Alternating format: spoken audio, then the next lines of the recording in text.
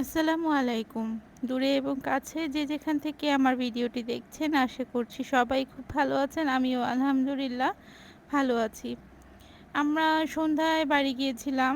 কিছু কেনাকাটা ছিল। কেনাকাটা করে বাইরে নাস্তাটা করে নিয়েছি। তারপর রাতে আর কিছু ভিডিও করিনি। তো এটা হচ্ছে পরের দিন দুপুর থেকে আমি ব্লগটা শুরু করেছি। তো আমাদের বুয়া আসতে আসতে ৩টা ৪টা বেজে যায়। তো সেজন্য আমি ১:৩০টার দিকে মাছটা বের করেছি। আর আমি পানি দিয়ে ভিজাইনি। তো আমি যাতে বরফটা ছুটে যায় সেজন্য একটু আগেই বের করেছি, পানি দিইনি।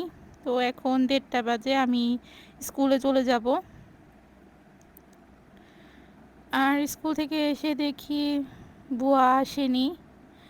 তো একটু লেট হয়ে গিয়েছে আমার রান্নাটা করতে। তো যেই বুয়া ঘর মুছতে আসে সেই বুয়াকে বললাম যে আপনি একটু কেটে দিয়ে যান, কারণ ও তো আজকে আসেনি। এখন কিছু করার নেই। তো বুয়াদের অবস্থা এখন এরকমই, ওদের ইচ্ছা ওদের মর্জির মতো চলতে হয়। তো আমি যদি মাছটাকে পানি দিয়ে ভিজিয়ে রেখে যেতাম তাহলে দেখা যেত যে আমার মাছগুলো নষ্ট হয়ে যেত। তো ঘর মোছার বুয়া আমাকে কাটাকুটি করে দিল, মাছটাও কেটে দিল। তো কাটাকুটি করে রান্না করার সময়টা আর থাকে না। স্কুল থেকে এসে এগুলো করার এনার্জি থাকে না আমার। স্কুল থেকে আসতে আসতেই 4:30 বেজে যায়। ছেলের স্কুল ছুটি হয় 4টায়। তো আমি 2টা থেকে 1:30টার দিকে যেয়ে স্কুলে বসে থাকি। তারপর আমি নিয়ে আসি ওকে, সকালে একবার দিয়ে আমি চলে আসি বাসায়। তারপর কিছু টুকটাক কাজ করে আবার আমি চলে যাই স্কুলে। তো বসে থেকে আমি নিয়ে আসি, বেশিরভাগ সময় এরকমই করি। তো আমি এখন রান্নাটা করে নিচ্ছি। এখন পেঁয়াজটা একটু কষিয়ে নিলাম তেলে। তো আমি বাটা পেঁয়াজ দিয়েছি, বাটা পেঁয়াজ দিয়ে আমি বেশিরভাগ রান্নাটা করি। তো আমি এখন সব মশলাগুলো দিয়ে দিচ্ছি, হলুদ, মরিচ, লবণ, ধইনা, জিরা। আর রান্না করতে সবাই পারে, তবে আমি যেভাবে রান্নাটা করেছি সেটাই আমি একটু শেয়ার করলাম। হলুদ দিয়েছি, মরিচ দিয়েছি, ধইনা, জিরা দিয়েছি, আর একটু লবণ দিয়েছি। তারপর আমি এখন মশলাটাকে ভালোভাবে কষিয়ে নিব। মশলাটা কষানো হয়ে গিয়েছে, আমি এখন কাঁচা মরিচ আর টমেটো দিয়ে দিচ্ছি। তারপর একটু ভালোভাবে নাড়াচাড়া করে নিব। টমেটোটা একটু সিদ্ধ হবে এই কষানোর মধ্যেই। তো আমি টমেটোটা দিয়ে একটু ভালোভাবে কষিয়ে নিচ্ছি। আর এখন আমি একে একে সব মাছগুলো দিয়ে দিলাম।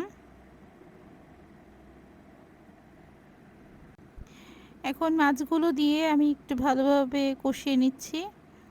এরপর আমি একটা ঢাকনা দিয়ে কিছুক্ষণের জন্য ঢেকে দিব। তো এই মাছটা হতে থাক, আমি আজকে পুঁটি মাছও ভাজবো, সেজন্য আমি মাছগুলোকে ধুয়ে ভালোভাবে পরিষ্কার করে নিয়েছি। এখন আমি হলুদ, মরিচ, ধনিয়া, জিরা, লবণ দিয়ে একটু মাখিয়ে রাখবো। ওই মাছটা হতে হতেই দেখা যাবে যে এই মাছটা একটু ম্যারিনেটও হয়ে যাবে। তো আমি মাছগুলোকে ভেজে নিব।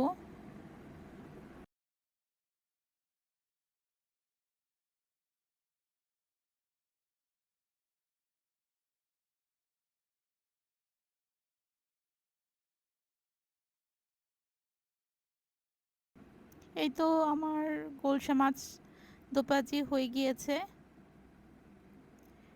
এখন আমি ধনেপাতা দিয়ে দিব।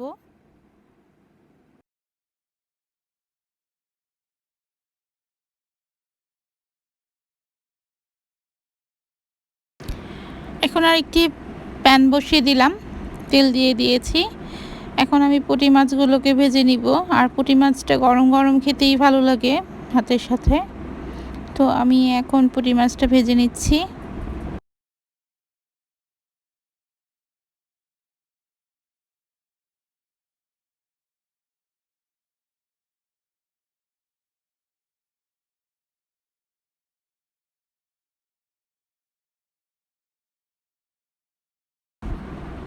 আর এই তো মাছগুলো ভাজা হয়ে গিয়েছে। পুঁটি মাছ ভাজা আর গোলসা মাছের দো পেঁয়াজি আমার রান্না শেষ। তো আমার আজকের ভিডিওটি এই পর্যন্তই। আশা করি আমার ভিডিওটি ভালো লাগবে। সবাই ভালো থাকবেন। আসসালামু আলাইকুম।